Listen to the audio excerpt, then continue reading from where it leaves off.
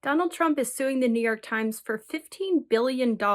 He says the New York Times has been allowed to freely lie, smear, and defame me for far too long, and that stops now. So, this is a defamation lawsuit against the New York Times Company and Susan Craig, Russ Buettner, Peter Baker, and Michael S. Schmidt. According to the complaint, the articles and the book were published with actual malice toward Mr. Trump and caused enormous economic losses and damage to his professional and occupational interests. Now, for Trump to win a defamation lawsuit, he has to prove that not only did the journalists act with actual malice, which is what he is claiming here, but that they did so with reckless regard for the truth, meaning that they knew what they were printing was false. Trump said on Truth Social that he views it as the single largest illegal campaign contribution ever. Their endorsement of Kamala Harris was actually put dead center on the front page of the New York Times, something heretofore unheard of. Now, if I were a judge looking at that, I would be a little bit suspicious that this lawsuit was less about getting at the truth and defamation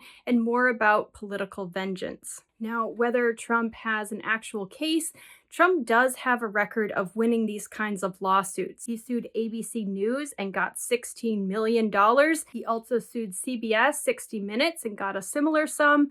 And he is currently in a lawsuit with the Wall Street Journal, which has yet to be adjudicated. So does Trump have firm ground to stand on? Could he actually win this lawsuit? Well, like we saw with the other two lawsuits that he quote-unquote won, the companies in question decided to settle rather than take the matter to court.